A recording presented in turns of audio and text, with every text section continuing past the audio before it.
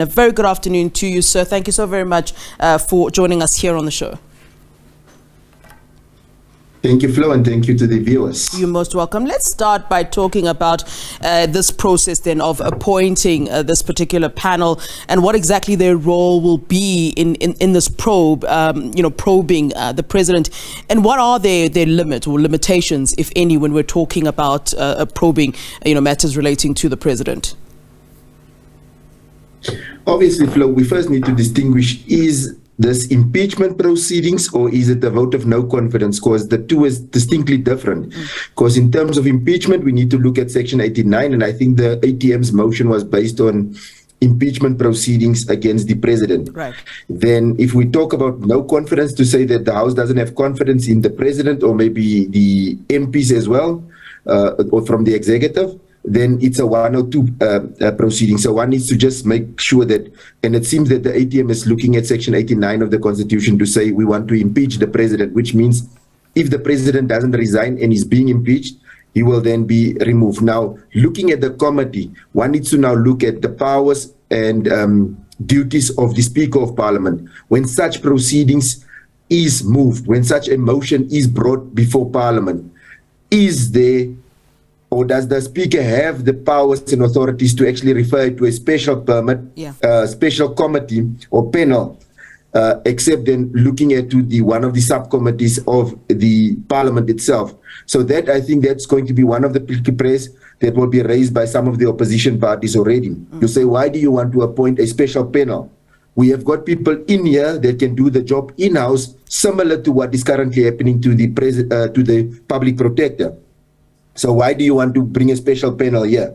So we can do the investigation to see if the allegations against the president is gross misconduct that would warrant impeachment proceedings to proceed. So that, I think there's going to be a fight around that. And I don't think currently there is a need for a specialized panel to look at the president, because also for openness and fairness, people will say then, if you want to bring a special panel, why then you appoint that panel? Why not allow the House to then decide on the panel? So for me, I think that might also be some of the debate that might go around if the Speaker wants to do that. And obviously...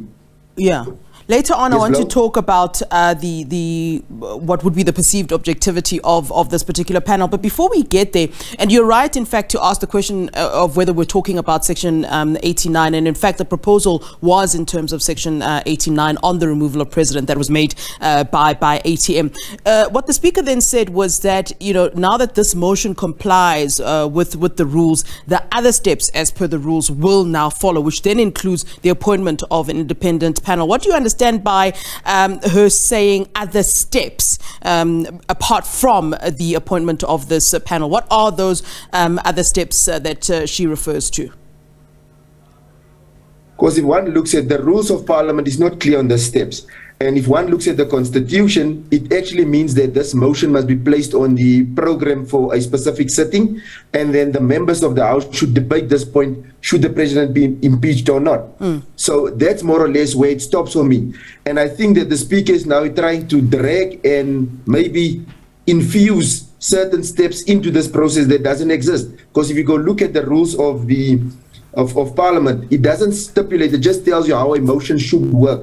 And if she's already saying it's complying with the rules, the laws, and the Constitution, then what other steps are we talking about? Because then it means that whatever other steps is going to be taken by her is not made provision for in an order of Parliament or the rules or the Constitution, which means then that would go against the grain of openness, transparency, and even standing its constitutional ground. All right. Unfortunately, we have to cut our interview short. I would have loved to continue on this, but I'm sure we'll get some time to talk further on this particular issue. But thank you in the meantime for your time, sir, and we'll chat soon. Thank you.